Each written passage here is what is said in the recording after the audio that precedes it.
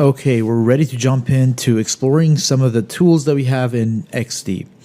And first things first is shapes. And of course, shapes is really important because it makes up a lot of our objects in our designs, whether we're working with buttons or profile pictures or menu icons. Everything's really consists of shapes in design. Now, of course, it could be as simple as a rectangle or as complex as a uniquely drawn icon using the pen tool. The possibilities are endless. So before we jump in and explore some shapes, let's just get rid of this file and create a new one by going to our homepage and clicking new file. Now you might notice that XD won't close your original file. So if you're already in a file, it will go ahead and keep it open and just create another window, at least on the Mac, that is. So if you want, you can go ahead and simply close that file. And don't worry, it's saved into the cloud, so you'll always have access to it at any point from the home screen. So there's your new file. Let's go ahead and rename this one to Exploring XD Tools. I'm just going to go ahead and title it because that's literally what we're doing with this file. You can name it really whatever you like. There's no really right or wrong here. It's just I like to keep my files organized so I know exactly what it's regarding. First things first, our shapes are accessible through the tools panel on the very left of the XD window. So we have access to a rectangle, ellipse, polygons, lines, and we can create custom shapes with a pen tool. In the brackets, you'll see the shortcut to creating these shapes. So if you're already on your artboard and you want to quickly create, let's say, a rectangle, you can simply press the R key on your keyboard. And this little cursor will come up where you can actually draw your rectangle. So if I go ahead and start clicking and dragging, you see I'm creating a shape or a rectangle based on what my preference is. Now, when you're creating any shape, if you hold down Shift while you're creating that shape, XD will go ahead and lock the proportions of the width and the height. So this way you can create a perfect square or a perfect circle if you're working with a circle. So let's go ahead and create a square, just letting go right here. As you can see, I've created a shape. I can press Escape on my keyboard to get out of the shape tool once I press it twice. Or another option is that I can just press V, which will select this little select tool so that we're out of creating rectangles. Otherwise, if you stay in the rectangle mode, you can go ahead, create multiple rectangles if you want. And then whenever you want to leave that tool, you can go ahead and click this little icon or V on your keyboard. And now I'm out of that rectangle tool, and whenever I drag, I'm just selecting objects in my artboard. I'm just going to go ahead and select these ones and click delete to get rid of them because we just need the square for now. Now, as I mentioned, the properties panel will change according to what you have selected. So right now our shape is just consisted of this little border over here. But if we want to add, let's say, a color inside of it, we can simply click on it right here. Now, if you have the layers panel opened up here, which I do suggest having it opened up by default, you can see within my Web 1920 artboard, I have a rectangle layer. Now, if I'm outside here and I select it through the layers panel, it will go ahead and do the same thing. It will just select it for me. On the right side, I have certain options. I can go ahead and repeat this square if I want multiple copies of it throughout my artboard, which is super cool. This will come in very handy as we're working with our designs. We can escape out of there and just select the option again. If you want to go ahead and just do ungroup to go back to my rectangle. As discussed before, I can go ahead and change my width and height here. So if I want to change my width here, I can change it to 400. And now I have a rectangle as opposed to a square. But if you do want to lock the proportions so that when you do change your width and height, they do stay the same, you can click this little lock aspect icon here. And once you do, if I change my width to 400, now both my width and height will change to 400, which is super cool. Now this little X and Y indicate where this little shape is in my artboard. So this little point over here at the very top left corner is essentially what these 2 points represent.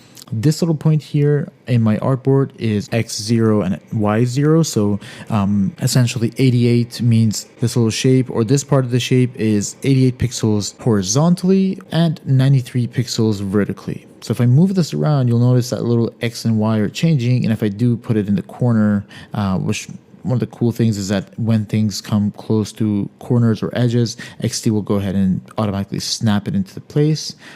And now as you can see, it's 0, 0. Now, of course, I can manually change this by just typing the number. Now from any point, I can go ahead and rotate my square. And I can hit Command Z to undo that, or Control Z on Windows. And just working our way down in the Properties panel, I can go ahead and change the fill as we discussed. So by clicking this little fill icon, I can go ahead and choose a new color, like a little blue over here. And I can change the hue to choose exactly what I want, whether I want it lighter or darker. So we have a fill right now as well as a border. The border over here has a size of 1 pixel. So if I change this to, let's say 20, you can actually see the border now much more clearly. We can change the color of the border as well. So if you can do sort of a gray border right here, and I can just go ahead and close that. I can create round edges for my border. So if you do look right now, if I just zoom in more, because it's kind of hard to see at that zoom level. If you click this little round join, it will go ahead and just round the edges of our border. Or you can do this option here, which will just create a bevel join. Or you can just do a melter join, essentially just without any rounding. So let's just go ahead and zoom out. I'm using my scroll on my trackpad to zoom in and out. You can put some effects on your shapes by doing inner shadow. So this little inner shadow right now is kind of hard to see because it's probably being hidden by my border here. But if I do an X of 20 and a Y of 20, and maybe change this blur radius to 20 as well, you can kind of now see it back here. Now if I click on it, you'll see the transparency is kind of low right now. So I can go ahead and make it more opaque or more visible. So as I make it darker, you can see the shadows getting stronger, or if you go closer to the bottom, it will be lighter. You can even change the color of your shadow if you don't want it to be black. But typically for shadows, we use the color black. If you want outer shadow or drop shadow, you can do this option over here. And same thing, you can go ahead and control it. And as you can see now on the outside of my shape, I'm getting a little shadow, which is pretty cool.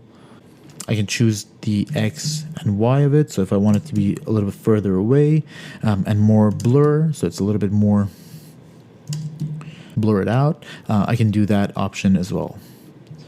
And again, you have full control over the color / opacity of your shadows by just clicking on this little icon over here. And at any point, you can just click the little checkbox to remove your shadows. We'll explore background blur further on, as well as mark for export. But that's essentially how you create shapes. If you want to explore with other shapes such as circles, go ahead and create different circles or different triangles and explore your shapes.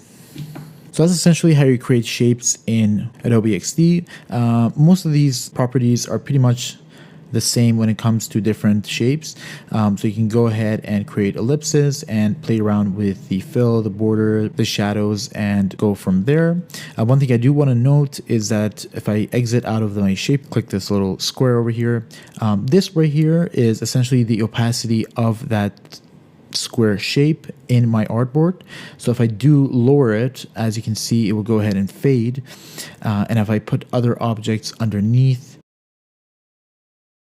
so if I put this little ellipse in the corner over here, right now, because it's on top of my rectangle, it's completely taking it over. If I go ahead and move it under my rectangle, now my rectangle is on top of the ellipse shape over here. So if I change the opacity, depending on how transparent it is, it will go ahead and either completely hide that ellipse because it's on top of it, or show a little bit of it based on how visible you want your shape. In the following lectures, we're going to also explore our line and pen tools as well. But before we do that, I'm going to give you a little exercise, and that's to give this little circle an orange fill as well as a black border, just so that you can get a little bit of practice in terms of customizing your shapes in XD. And I'll see you in the next lecture.